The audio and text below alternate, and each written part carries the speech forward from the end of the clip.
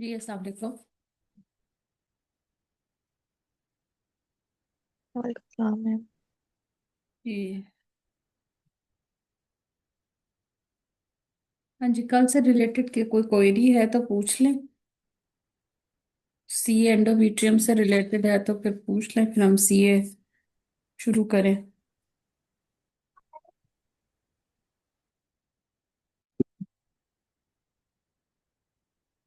सी madam, endometrium. जी जी अस्सलाम पूछिए। वालेकुम। वालेकुम सलाम। मैडम, सी एंडोमेट्रियम की नहीं है, आईयूजीआर की है, वो पूछ लो। पूछ ले।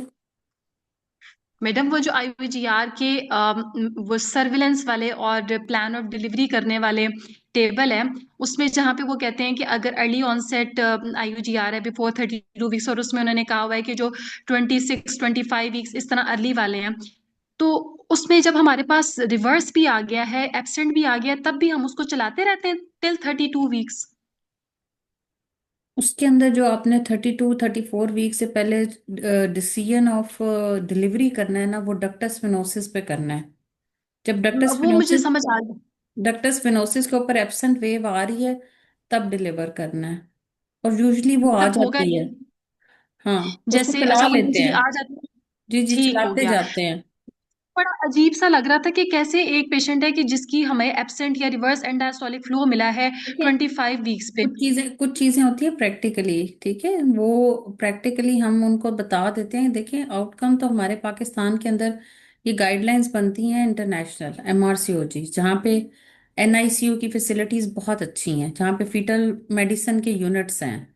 ठीक है। ये सब बातें जी। आपकी उन जगहों पे होती हैं जहाँ पे फीटल मेडिसिन यूनिट्स हैं, जो कि शालीमार के अंदर है, लाहौर में शालीमार के अंदर है, फातिमा मेमोरियल के अंदर है, और अब गवर्नमेंट सेटअप के अंदर गंगाराम में बना है। ठीक है। तो हम्म। वहां पे स्टेट ऑफ द आर्ट आपके पास एनआईसीयू केयर्स होती हैं। ठीक है। तो वहां पे फिर ऐसे जी। बच्चे 1 केजी अबव बच्चे सरवाइव कर सकते हैं। ठीक है। इंक्यूबेटर के अंदर। ठीक। ठीक है। और एब्सेंट डक्टस फिनोसिस एब्सेंट होने का मतलब ये है कि सेरिब्रो प्लेसेंटल इंसफिशिएंसी हो रही है। सो इसके अंदर ये ज्यादा होता है। जब तक आपकी डक्टस मिनोसिस जा रहा है ना, वो सिर्फ प्लेसेंटल इंसफिशिएंसी है। ठीक है, यानी प्लेसेंटा अच्छे तरीके से डिलीवर नहीं कर पा रहा।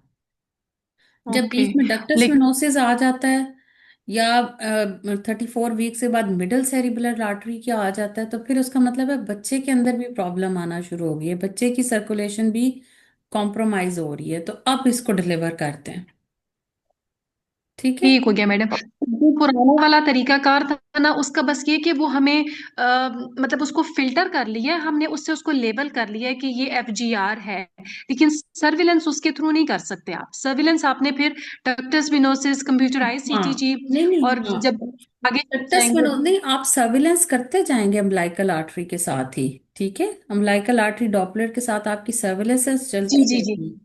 लेकिन जब आप और मोड ऑफ डिलीवरी उस टाइम पे ऑफ डिसाइड डिलीवरी करेंगे। टाइम ऑफ डिलीवरी हाँ, time of time, delivery sorry. Mode of delivery तो आईयूजीआर के लिए है ही सिजेरियन ना। आप उसको सिजेरियन, स्ट्रेस जी। नहीं दे सकते, आप उसको स्ट्रेस नहीं दे सकते। ठीक है। ठीक हो गया मैडम। आईयूजीआर बेबी को थैंक यू। आप थोड़ा सा भी स्ट्रेस नहीं दे सकते। तो मॉड तो आपका है ही सिजेरियन। ठीक है। हम्म। और थैंक। दूसरा हमारे पास डक्टस वेनस। दूसरा, जब आप 34 वीक जो कंटिन्यूस सीटीजी 28 वीक्स के बाद आपकी आ रही है ना, वो पाकिस्तान में जी जी। अवेलेबल नहीं है कहीं पे भी फिलहाल, ना प्राइवेट जिसको इन्होंने सेक्टर। इलेक्ट्रॉनिक सीटीजी कहा हुआ है, कॉन्टिन्यूअस हाँ, इलेक्ट्रॉनिक जी जी, सीटीजी। कंटिन्यूस सीटी जिसके अंदर आपने वो देखनी होती है short short term term variation. Variation. ठीक है। तो वो हमारे जी जी। पास अवेलेबल ही नहीं है, तो फिर हम उसको कैसे, उसकी बेस पे हम कैसे डिसाइड करेंगे। तो हमारा जो मैडम, फिर हमारे पास डक्टस प्रैक्टिकल फिनोसिस। क्राइटेरिया है वो हमारा अम्बलाइकल आर्टरी फ्लो ही है। ठीक है। जी यूजली जी जब जी। आपका अम्बलाइकल आर्टरी एप्स रिवर्स होता है ना, उसके विद इन 24 to 48 आवर्स आपकी ए वेव एब्सेंट हो जाती है। ठीक, ये बात मैडम, ये मुझे समझना थी कि हाँ, ऐसे कैसे हो सकता है कि जो 25 वीक्स नहीं पे नहीं, इस एक तरह डायग्नोज सिक्वेले हुआ। होता है ना, इस जी। सिक्वेले होता है। लेकिन आप हम्म। उसमें मतलब, आपने जैसे एक पेशेंट है जिसको आपका रिवर्स आ गया, पहली दफा में ही रिवर्स आ गया। अब आप चाहते हैं कि इसको मैं स्टीरॉइड का कवर तो दे दूं, तो फिर आप डक्टस हम्म। मिनोसिस करवा के देखें। अगर तो ए वेव प्रेजेंट है तो आप उसको स्टीरॉइड का कवर करें। ठीक है। और उसको वेट ठीक है। करने 48 आवर्स का, ठीक है, और डेली उसका अम्बिलिकल आर्टरी करते जाएं, ठीक है, और फिर डक्टस डेली करना वेनोसिस। है? हाँ, और जैसे ही 48 आवर्स आपके स्टीरॉयड के कवर होते हैं, आप उसको सिजेरियन से डिलीवर कर दें, ठीक है। ठीक हो तो गया। आपका तो मैडम वो 28 वीक्स जो के बाद है ना। मैडम फ्लोस जी जी। लो क्या? मैडम मैडम अगर फ्लोस नॉर्मल हो तो फिर तो हम वजाइनल के लिए भी कर सकते हैं ना? अगर एफ जी आर है तो एफ जी आर डायग्नोज्ड हो गया ना, डायग्नोज्ड। और अगर वो अर्ली है तो उसको 34 से ऊपर नहीं ले जा सकते आप। एफ जी आर को स्ट्रेस नहीं दे सकते, मैंने बात की, लेबर का स्ट्रेस वो टॉलरेट ही नहीं करेगा, अच्छा। जो एफ जी आर है। अच्छा, मतलब रिड्यूस में भी एब्सेंट और रिवर्स में तो करना ही है, लेकिन रिड्यूस फ्लो भी हो तब भी हमने सिजेरियन की तरफ ही जाना है। एफ जी आर में caesarean mode of delivery caesarean ही है, उसमें ट्रायल ऑफ लेबर सिर्फ 37 प्लस के बाद आप उसको कर सकते हैं। लेकिन उससे पहले वाले को तो आप क्यों डिलीवर करेंगे नॉर्मल? वो तो स्ट्रेस ले ही नहीं सकेगा ठीक। बच्चा।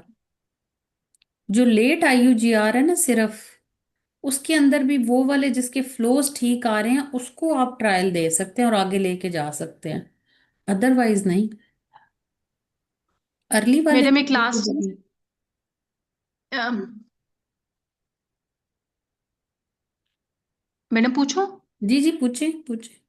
मैडम अगर जैसे कोई पेशेंट है 26 वीक्स के ऊपर, और हमें जैसे हमने नोट किया हुआ है कि हमने इसकी वो रिवर्स आ गई है, अब हम उसका डक्टस विनोसिस करवा रहे हैं, और साथ उसको हम हमारा टारगेट है कि अगर वो ए वेव चलती जाती है तो हमने उसको 32 वीक पे जो है वो डिलीवर कराना है। तो उसको लेकिन 28 तक पे ले जाएंगी आप, 28 के बाद डिलीवर कर सकती हैं जब उसका वेट जो है वो 1 kg पे हो जाए। लेकिन यूजली 26 वीक्स पे सर्वाइवल प्रैक्टिकली पाकिस्तान के अंदर नहीं होता। ये सब बातें मैं गाइडलाइन। बेसिकली ना पर्पस पूछना चाह रही हूँ कि उन्होंने 32 को वहां पे क्यों लिमिट लिखा है, कि उससे आगे जिसका रिवर्स है वो कहते हैं कि ना लेके जाए, नहीं वैसे लेके जाता है जा तो ले सक, जाए। आप जा ही नहीं, आप 32 पे भी पहुंच गई तो बड़ी मैडम बात है। जा तो आप कह रही है कि 48 आवर्स तक नहीं जाते, 48 आवर्स बाद ही उसकी वो एब्सेंट हो जाती है, ये है तो एक ना उसको। प्रैक्टिकल बात है। हाँ, ये प्रैक्टिकल बात है, लेकिन अगर आप जा सकती है, ए वेव आती जा रही है और वो भी रिवर्स रहता जा रहा है, बच्चे के फीटल आर्ट्स भी ठीक है, आप उसकी डेली सीटीजी कर रहे हैं और किसी वक्त भी वो डिस्ट्रेस में नहीं जाता, तो फिर आप उसको चला सकते हैं 32 तक, लेकिन 32 से आगे लेकर ही नहीं जाना उसको। लेकर नहीं जाना, ये बात हमने याद रखनी है कि जो उसने हाँ, गाइडलाइन हमें समझाई है ना वो याद, ये बात मैडम मैं समझना चाह रही थी कि प्रैक्टिकल पर्पस कुछ और होता है, और ये जो उन्होंने नई चीज हमें इख्तिरा एक निकाल दी है वो क्या मतलब है उसका, कि हाँ उस मॉनिटरिंग थर्टी करनी टू है, से चलाना है। मॉनिटरिंग कर सकते हैं ना, मतलब उसमें आप ये मैंने आपको बताया ना, प्लेसेंटल इंसफिशिएंसी का मतलब है कि रिवर्स फ्लो है। लेकिन अगर सेरिब्रो प्लेसेंटल बोथ आ रही है तो बच्चा डेंजर में है। फिर वो ना तो ग्रोथ करेगा और ना ही उसमें कुछ होगा। अगर हम ऑक्सीडेटिव स्ट्रेस को कम रखें, अ, जैसे कुछ हमारे पास आए हुए हैं ओमेगा 3s आए हुए हैं, जो हम, अगर आईयूजीआर प्रीवियस आईयूजीआर था तो उसमें हम शुरू में ही देना शुरू कर देते हैं ओमेगा 3 फैटी एसिड्स। कुछ जी जी। एंटीऑक्सीडेंट्स हैं जो हम देना शुरू कर देते हैं, विटामिन डी है जो हम इसमें देना शुरू कर देते हैं, को एंजाइम Q10 है जो क्यों? एंटीऑक्सीडेंट के जी तौर जी। पे काम करता है। तो ये जब हम उनको देते हैं तो फिर पेशेंट थोड़ा सा बेहतर हो जाता है। यही रोल, यही चीज जो है क्लेक्सेन और लोप्रिन भी करती है, जो कि एंटी इन्फ्लेमेटरी के तौर पे और एंटी बॉडीज को जो है वो कम करने के लिए, ऑटो इम्यून जो होती हैं उनको कम करने के लिए हम देते हैं। तो इनके नए रोल्स आए हुए हैं इसमें आईयूजीआर के अंदर। उसी की बेस के ऊपर हम कहते हैं कि हम इसको मॉनिटर करते जाएं। लेकिन वही बात है, ये पेशेंट एडमिट रहेगा और ये पेशेंट की डेली सर्विलेंस चलती रहेगी। इसको घर नहीं भेजेंगे, कुछ इस तरह के एंटीऑक्सीडेंट उनको देना शुरू कर देंगे। अमाइनो एसिड्स का बहुत रोल है इसके अंदर। इनको हम समटाइम्स पेनजी जो है वो आईवी भी लगाते हैं। तो ये चीजें दे के अगर आप चला सकते हैं 32 तक तो चला दें। लेकिन वही बात है, उसमें सर्विलेंस फिर रहेगी आपकी। बहुत हाँ, इसकी स्ट्रिक्ट है बहुत। हम्म। वो स्ट्रिक्ट हो जाएगी, डेली सीटीजी होगी उसकी।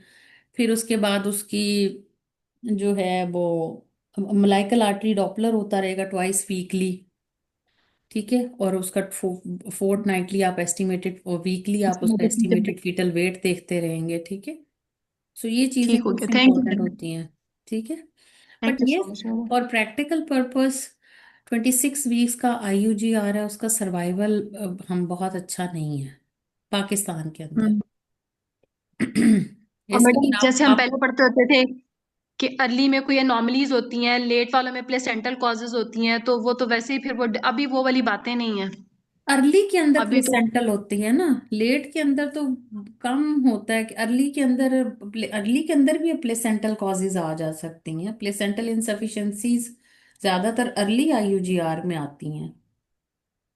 Okay madam. मैं क्योंकि उसके इसको से कॉजेज मैं में आपकी पुरानी मैटरनल कॉजेज हैं, मैटरनल कॉजेज हैं, प्लेसेंटल कॉजेज हैं, और फिर आपकी फीटल कॉजेज हैं। यस, फीटल के अंदर अर्ली IUGR में एक कॉज एनॉमलीज हो सकता है, बट हम्म, मैटरनल के अंदर PIH हो सकता है, डायबिटीज हो सकता है, वो भी लॉन्ग क्रॉनिक। PIH हम्म। जो है वो IUGR नहीं करता, क्योंकि PIH तो खुद 20 वीक्स के बाद हो रहा है। लेकिन एक पेशेंट मैडम फिर अगर, मिस रिस्क करके उन्होंने ये क्यों लिखा हुआ है कि hypertensive disease in previous pregnancy, वो मेजर रिस्क फैक्टर है। क्योंकि जस्ट वो, हाइपरटेंसिव डिजीज। जी जी, वो हाइपरटेंसिव डिजीज इसलिए क्योंकि वो प्लेसेंटल कॉज है ना। किसी भी पेशेंट को बेशक प्रीवियस पीआईएच भी प्रेगनेंसी हो, में सिंपल सी आपका जो पीएच है। PIH है, आपका जो PIH है, PIH की बेसिक पैथोलॉजी प्लेसेंटल है। जी जी मैडम जी। ठीक है। अग्री। तो कोई भी चीज प्लेसेंटल होगी, वो प्रीवियस प्रेगनेंसी में अगर है, तो अगली में वो प्लेसेंटल कॉजेज है, तो वो मजीद रिस्क बढ़ जाएगा। हम्म। ठीक है। और अगर आपने जी मैडम। जैसे देखा, प्री क्लेम्शिया अगर 28 वीक से पहले डिलीवर हो जाती है पिछली प्रेगनेंसी में, तो अगली प्रेगनेंसी के अंदर उसका 55% चांस है कि वो प्री टर्म डिलीवरी होगी। लेकिन अगर यही जी प्री मैडम। क्लेम्शिया प्रीवियस प्रेगनेंसी में टर्म तक चली जाती है, तो नेक्स्ट में उसका सिर्फ 16% चांस है कि वो प्री क्लेम्शिया डेवलप करेगी। यानी जी एज, गेस्टेशनल एज बहुत मैटर करती है। वो क्यों मैटर कर रही होती है? क्योंकि प्लेसेंटल कॉजेज हैं उसकी। सो किसी भी चीज की प्लेसेंटल कॉजेज होगी, है वो मैटरनल फैक्टर, लेकिन मैटरनल फैक्टर आगे से कॉज क्या कर रहा है? Placental insufficiency. जी जी। ठीक है। और वो PIH है भी प्लेसेंटा की वजह से, प्लेसेंटा रिमूव होता है, PIH ठीक हो जाता है। Same goes with the diabetes, gestational diabetes, वो भी प्लेसेंटल इंड्यूस्ड है। ठीक है। उनको उसके जी अंदर से मैडम। आपकी फैक्टर्स जा रहे होते हैं और चीजें जा रही होती हैं जो कि मैटरनल सर्कुलेशन को और मैटरनल सेंसिटाइजेशन को, और मैटरनल की जो प्रेगनेंसी की वजह से इंसुलिन की सेंसिटाइजेशन है उसको अफेक्ट कर रहे होते हैं। ठीक है। लेकिन अगर हम्म। ये जो IUGR डायबिटीज और हाइपरटेंशन में होता है, वो क्रॉनिक हाइपरटेंशन होगी, तो वो अर्ली फिर IUGR होगा। जी। ठीक है। अदरवाइज गेस्टेशनल पास PIH के अंदर लेट IUGR होगा, अर्ली IUGR नहीं होगा। जो पीआईएच इंड्यूस होगा। जो PIH इंड्यूस्ड होगा उसमें लेट IUGR होगा, उसमें अर्ली नहीं हो सकता, क्योंकि वो तो, जी जी मैडम, मैंने भी हाँ वो तो, पिछली गाइडलाइन से कॉन्सेप्ट बनाया था, वो यही था कि जो प्लेसेंटल मीडिएटेड आईयूजीआर होता है वो लेट होता है। जब प्लेसेंटा नहीं डेवलप हो नहीं गया नहीं वो नहीं 20 वीक्स नहीं के नहीं, बाद ही होगा। प्लेसेंटल मीडिएटेड की बात नहीं है। प्लेसेंटल मीडिएटेड में PIH और गेस्टेशनल डायबिटीज की बात है। लेकिन अगर एक पेशेंट क्रॉनिक हाइपरटेंशन है, तो उसके अंदर इन्फ्लेमेटरी फैक्टर्स आके अर्ली प्लेसेंटा में भी अब हो जाते हैं। ये कॉन्सेप्ट थोड़ा अब चेंज हुआ है। यही बात आपको ओके। समझा रही हूँ कि जैसे आपका जो प्लेसेंटल इंसफिशिएंसी की वजह से लेट IUGR हो रहा था, वो जैसे PIH है और गेस्टेशनल डायबिटीज है, ठीक है, उसके अंदर भी ठीक। क्या हो रहा है? प्लेसेंटल इंसफिशिएंसी हो रही है, लेकिन वो जी। लेट IUGR कॉज कर रहा है। अब एक जो ठीक हो नई गया। चीज आई है वो ये आई है कि एक ऐसा पेशेंट जिसके अंदर कोई एंटी इंफ्लेमेटरी या एंटीऑक्सीडेंट्स होते हैं, ऑलरेडी प्रेजेंट होते हैं। ठीक है। जरूरी नहीं है कि वो PIH हो, वो गेस्टेशनल डायबिटीज हो, तो उसके अंदर भी प्लेसेंटल इंसफिशिएंसी अर्ली IUGR कराना शुरू कर देती है। और ठीक हो गया मैडम अगर। हाँ, और उसी की वजह वो अपने वो अलग एक पैथोलॉजी अब इंट्रोड्यूस की है इन्होंने, उसकी वजह से प्लेसेंटल इंसफिशिएंसी की वजह से अर्ली IUGRs अब आ रहे हैं। This is what new thing is. Okay, thank you madam, thank you for sharing all this thing. Madam, chromosomal anomalies जो होते हैं और ये जो इन्फेक्शंस वाले होते हैं वो भी अर्ली आईयूजीआर होते हैं ना? हाँ, वो फीटल कॉजेज में आ जाते हैं। मैंने कहा इनको डिवाइड करें ना आप, तो तीन कॉजेज में आप करेंगे, एक मैटरनल कॉजेज, फीटल कॉजेज और प्लेसेंटल कॉजेज। Yes madam. ठीक है। आईयूजीआर की कॉजेज को जब आप करेंगे ना आइडेंटिफाई, तो वो इस तरह से आइडेंटिफाई करेंगे। अर्ली में यूजली फीटल, लेकिन अब जो नई अर्ली में है वो प्लेसेंटल इंसफिशिएंसीज भी आ रही हैं। जैसे क्रॉनिक हाइपरटेंशन के पेशेंट्स हैं, गेस्टेशनल डायबिटीज के पेशेंट हैं, तभी तो वो हाई मेजर रिस्क फैक्टर में डाल दिए हैं उन्होंने। जी जी। आईयूजीआर मेजर रिस्क फैक्टर है। ठीक है। जी मैडम। जी। एंडोमेट्रियल सीएस से रिलेटेड कुछ पूछना था तो पूछ लें। अस्सलाम वालेकुम मैडम। जी। मैडम अभी हमने अर्ली आईयूजीआर डिस्कस किया ना। मैडम इसको डिस्कस करने के बाद ना मेरा ना लेट आईयूजीआर के ना कंसेप्ट भी खराब हो गए हैं। बस वो मैंने एक बात पूछनी है आपसे कि अगर यानी कि पेशेंट ना हमारे पास 34-35 वीक पे आए और उसके पास उसकी ग्रोथ इनके 33 वीक की आ रही है, तो उसमें ना इनके अगर रिवर्स हो सपोज, तो उसमें तो हम ना बस एक डेक्सा की डोज दे के हम उसका सिजेरियन कर देंगे। अच्छा इनके मैं बताती हूँ कि मेरा ये कंसेप्ट है, तो फिर आप मुझे करेक्ट कर दीजिएगा। अगर एब्सेंट है मतलब लाइकलाटी डॉपलर मतलब 34 वीक पर, तो उसमें ना हम इनके डेक्सा कंप्लीट करेंगे, साथ सीटीजी करेंगे। अगर इस दौरान सीटीजी ठीक रही तो हम डेक्सा का वेट करके उसके बाद उसका सिजेरियन कर देंगे। अगर रिड्यूस है तो रिड्यूस पे हम वीकली डॉपलर करेंगे, वीकली करेंगे और अल्टरनेट डे पे करेंगे रिड्यूस में। मतलब मैडम ये तीनों एक दफा देखिए ना मेरी बता दें। बात सुने, मेरी बात सुने, मैंने यही आपको कहा, umbilical artery is only for surveillance. जी थर्टी मैडम। फोर वीक से 37 वीक्स के दरमियान आपने जो टाइम ऑफ डिलीवरी को डिसीजन लेना है वो मिडिल सेरिब्रल आर्टरी से करना है, और उसकी पीक सिस्टोलिक वेलोसिटी को देखना है। ठीक है। जी मैडम। जी डक्टस मैडम। विनोसिस की आपने ए वेव्स देखनी है। ठीक है। उसमें आपने फ्लोज देखने होते हैं, अम्बिलाइकल आर्टरी और डक्टस विनोसिस में फ्लोज देख रहे होते हैं। मिडल सेरिब्रल आर्टरी के अंदर आपने वेलोसिटी देखनी होती है। ठीक है। तो 34 जी से मैडम। 37 वीक्स के दरमियान जो आईयूजीआर आएगा, अगर आपने उसकी सर्विलेंस करनी है तो अम्बिलाइकल आर्टरी से सर्विलेंस करते रहें। रिवर्स आ गया या एब्सेंट आ गया तो आप मिडल सेरिब्रल आर्टरी करवाएं। अगर उसमें पीक सिस्टोलिक वेलोसिटीज रेज्ड आ रही हैं तो फिर आप उसको डिलीवर कर दें, क्योंकि ये सेरिब्रल इंसफिशिएंसी भी हो रही है। लेकिन अगर आपकी रिवर्स और एब्सेंट आ रहा है और आपकी peak systolic velocity middle cerebral की नॉर्मल है, तो उसको स्टीरॉयड का कवर दें और उसकी मॉनिटरिंग करें, और उसको 37 वीक्स पे डिलीवर सिजेरियन कर दें। अच्छा। ठीक है। 34 से 37 वीक्स के दरमियान जो आपके पास आएगा। ठीक है। आपने उसको जी मैडम। एफजीआर जब लेबल कर दिया तो। ठीक है। और एफजीआर लेबल करने के लिए आपको एस्टिमेटेड फीटल वेट चाहिए। ठीक है। ठीक तो है। लेस देन, अगर F G R F, tenth तो तो उसको आपने लेस देन 10 सेंटाइल या लेस देन थर्ड सेंटाइल पे साथ ही करना डॉपलर। है। जी। ठीक है। ठीक है, साथ डॉपलर भी कराओ जी मैडम। हाँ, तो आपने जो time of delivery between 34 to 37 weeks है, लेकिन 34 वीक्स के बाद जो आ रहा है उसको 37 वीक्स से ऊपर ना लेकर जाएं। ठीक है। ठीक है। जो 37 वीक्स जी के बाद आ रहा है ना, उसके अंदर आपकी ऑप्शंस आती हैं फिर कुछ ना कुछ, कि नॉर्मल की तरफ चले जाएं, उसको चलाएं या ना मैडम। चलाएं, उसको स्पॉन्टेनियस करें या ना करें। लेकिन जो अर्ली आ रहा है बिफोर 26 वीक्स के बाद जो आना शुरू है उसको 32 से ऊपर ना लेके जाएं। जो 34 वीक्स के बाद आना शुरू है उसको 37 के बाद ना लेके जाएं। ठीक। और आपने मैडम मॉनिटरिंग और सर्विलेंस अम्बिलाइकल आर्टरी के थ्रू करनी है। लेकिन जब आपने टाइम ऑफ डिलीवरी करना है तो वो आपने बिफोर 34 वीक्स डक्टस विनोसिस पे करना है, between 34 to 37, and after 34 weeks, even 37 weeks के बाद भी आपने मिडल सेरिब्रल आर्टरी पे करना है। और मिडल सेरिब्रल आर्टरी में आपने पीक सिस्टोलिक वेलोसिटी देखनी होती है। बाकी सब में आप फ्लो देख रहे होते हैं। इवन यूट्राइन आर्टरी की जो नॉचिंग है वो भी फ्लो है। अम्बिलाइकल आर्टरी में भी आप फ्लो देखते हैं, और डक्टस वेनोसिस में जी। भी आप फ्लो देखते हैं। लेकिन मिडल सेरिब्रल में आर्टरी में आपने पीक सिस्टोलिक वेलोसिटी देखनी होती है। ये चारों में डिफरेंस है। मैडम उसमें सेरेब्रो ठीक मैडम। प्लेसेंटल रेशियो भी तो देखते हैं ना, वो सेरेब्रो पीक सिस्टो प्लेसेंटल।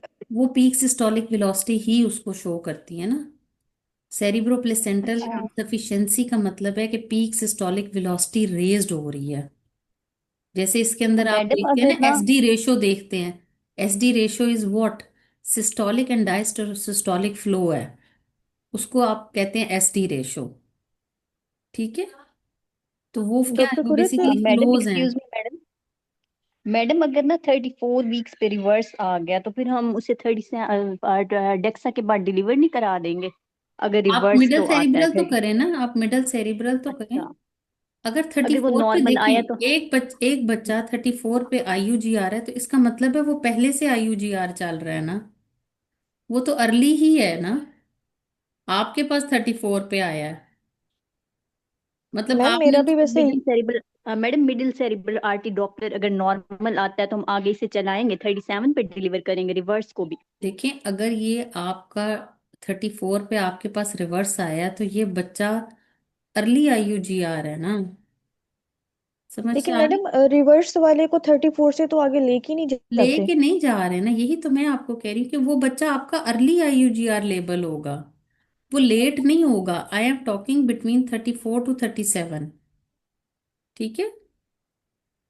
मैडम वैसे मेरा भी यही कंसेप्ट है कि अगर लेट आईयूजीआर में रिवर्स या एब्सेंट आता है तो उसको हमने इमिजिएटली डिलीवरी करना होता है डेक्सा के बाद। नहीं नहीं, मिडल सेरिब्रल आर्टरी से उसका टाइम ऑफ डिलीवरी जब भी होगा तो आपने मिडल सेरिब्रल आर्टरी करना है। प्रैक्टिकली आप करते यही हैं कि रिवर्स और वो आ रहा है तो आपको हम कहते हैं कि अच्छा जी ये इसको फौरन डिलीवर करा दें।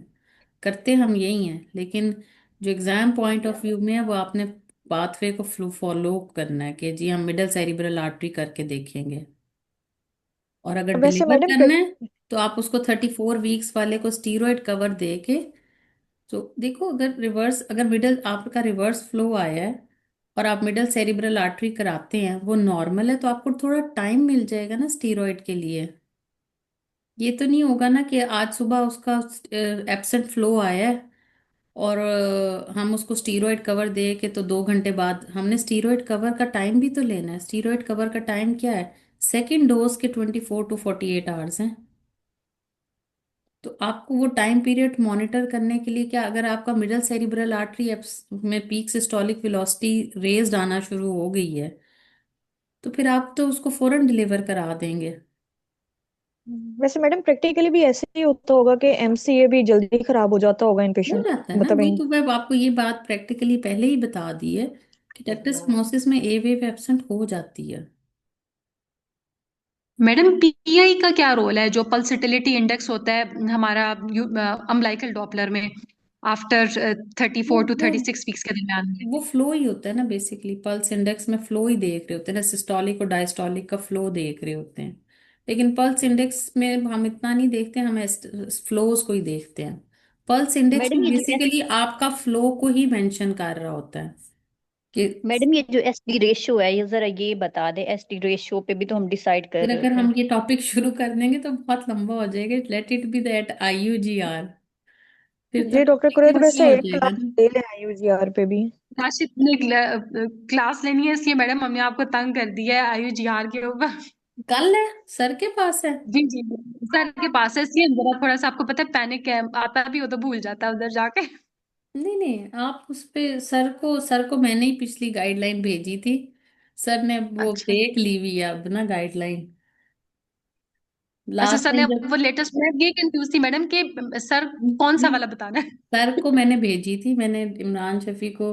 लास्ट टाइम जब हमने आईयूजीआर का जो हमारे वाली सेशन की देखना ना, क्लास होगी एक आईयूजीआर की, उसमें सर ने हाथ में अच्छा प्रिंट अच्छा आउट अच्छा पकड़ा अच्छा। हुआ है। वो मैंने ही सर मैडम को मैंने भेजा। मैंने ही सर को पेज भेजा आउट। था।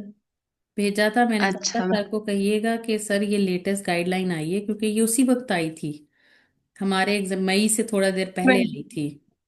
अब फरवरी में अच्छा आई अच्छा, थी। ये फरवरी ट्वेंटी ट्वेंटी सही। फोर में शायद आई थी उस वक्त, तो हम उस वक्त बहुत पैनिक हो गए थे, समझ भी नहीं आ रही थी। फिर डॉक्टर नाहीद ने भी बहुत अच्छी करवा दी थी वैसे तो।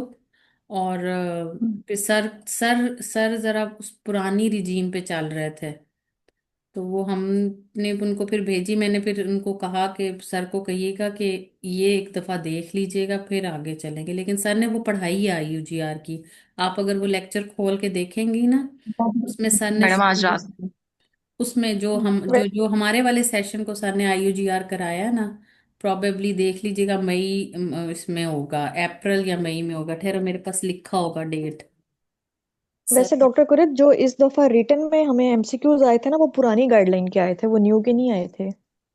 मतलब मैंने इसके इसी ईयर, नहीं नहीं, मैंने लास्ट ईयर ही दिया ना एग्जाम।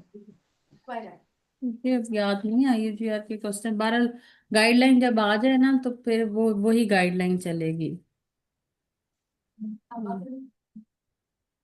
मैडम मैंने सर को HRT वाला एक केस किया था, तो सर उसमें वो था कि हिस्टेरेक्टमी हुई है तो एंडोमेट्रियोसिस की वजह से हुई है। तो सर ने मतलब मुझे कहा, मैंने उनको कहा ना कि सर इसको कॉम्बिनेशन देंगे ईस्ट्रोजन और प्रोजेस्टेरॉन दोनों। तो सर ने मतलब सारा केस को अप्रिशिएट किया, लेकिन सर ने कहा ये ना मुझे तुम्हारा ठीक नहीं लग रहा, दोबारा पढ़ के ना मुझे बताना। तो मैंने तो गाइडलाइन में पढ़ा हुआ था, लेकिन स्टिल मैं तो सर के सामने कभी भी नहीं कह सकती कि सर ये ऐसे नहीं ऐसे है। वो तो डॉट फिर आपका मतलब है कि हम सर को सेंड किया करें वो गाइडलाइन? हाँ, गाइडलाइन का वो पोर्शन है एशरे का भेज देना, 2024 वाला। मैं आपको भेज ठीक देती हूँ, है। मेरे पास अभी वो हाँ मैडम, मैं बड़ा उस टाइम पे था ऐसे कि मैं मतलब है ना। कैसे मैं सर को, तो मैं मैं आपको कि बता आपने देती हूँ, मैं बताया। अभी मेरे पास ना थ्योरी वाली लड़कियों ने डिस्कस किया, तो मैंने अभी अभी उनको ही शेयर किया। ठहरो मैं तुम्हें भेज देती हूँ। ठीक हो गया मैडम। ये अभी शाम को ही डिस्कस हुआ एंडोमेट्रियोसिस उधर थ्योरी ग्रुप में ना। तो फिर उनको मैंने ये हाँ, स्क्रीनशॉट भेजा था, ये 3 लाइनें देखो लिखी हुई हैं, मैंने भेजा है ग्रुप में। मैं फिर वो इमरान भाई को कहूंगी कि सर को बता दे। हाँ, इमरान को कहो, इमरान बेचारा जो है ना हमारे मैसेज ही कन्वे करता रहता है। नहीं, अच्छा इंसान है मैडम। चल, बहुत शुक्रिया मैडम, आपने हमारे इतने कॉन्सेप्ट क्लियर किए। IUGR मैं आपको लोगों को करवा दूंगी कल सुबह, आपका है तो, अगर सर के साथ है IUGR तो आप वो पुराना एक लेक्चर है ना वो सुन लीजिएगा ना, तो उसमें काफी चीजें आपको क्लियर हो जाएंगी। सर ने अब तो पढ़ ही दी ठीक है। होगी। Sir practical point of view से कोई बात नहीं, गलत भी होते तो खैर है। नहीं मैडम, मैंने सोच लिया, मैंने बस ये सोचा कि खैर है, अच्छा है, जितनी गलतियां कर लेते हैं, जितनी डांट, और मुझे तो बस ये है कि वो डर खत्म हो जाए, जो एग्जामिनर का डर होता है ना सर के सामने, वो इंसान फेस करता है। हाँ एग्जैक्टली exactly। बताने का मुझे कोई नहीं है, मैं कहती हूँ बेशक बिल्कुल गलत बताऊं, मुझे उसकी कोई भी नहीं है। हाँ, इतनी इतनी डांटे खाएंगे सर, नाराज भी हो जाते थे, फिर हम सॉरी करते थे सर मैडम मैंने आपके से। सारे लेक्चर्स सुने। सॉरी सर से हम सॉरी भी करते लेकिन थे मुझे सर से। यकीन नहीं आता कि ये उसी इंसान की आवाज है। सीरियसली, माशाल्लाह माशाल्लाह। कौन सी आवाज? मैडम एक वो आपका केस था ना जिसमें आप बता रही थी कि घर में पास बैठे हुए थे, शायद फाइब्रॉइड में था, सर ने एक आपको बड़ी फाइब्राइड शाबाश भी भी था, दी। एक प्री क्लेम्शिया का भी था।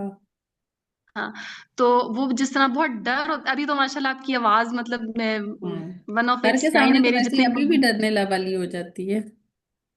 तो वही मैं कह रही हूँ ना कि मैडम वो अभी वाली में और उस वाली आवाज में बस FCPS साहब बंदे को हाँ, फर्क तो लेकर एक आते हैं। सफे का डिफरेंस है।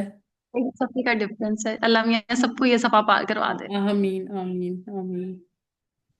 हाँ, नहीं ये सर ने अप्रैल में 24 अप्रैल को हमें कराया था लाइव सेशन ना, तो अप्रैल वाले में देखिएगा ना, वहां पे हुआ हुआ उनका। ठीक है मैडम, मैं लिख लो भेजूंगी। केस सर के, जी थैंक यू। यूजली वही वाले होते हैं। जी जी मैडम, लिखो। मैं नोट करूंगी। हाँ, एक इनका केस होगा, 33 years old प्राइमरी ग्रेविड है, come to you at 32 weeks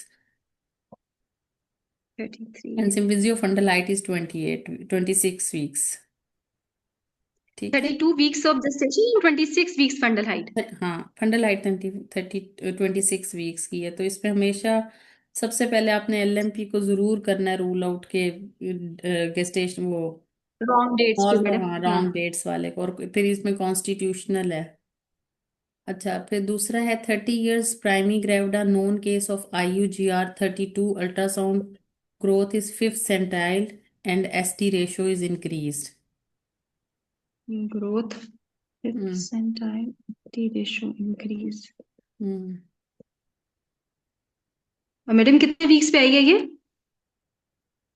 32 weeks पे नोन केस ऑफ IUGR है, और केस ST ऑफ रेशो अब IUGR। रेज्ड हो गई है। ठीक है मैडम।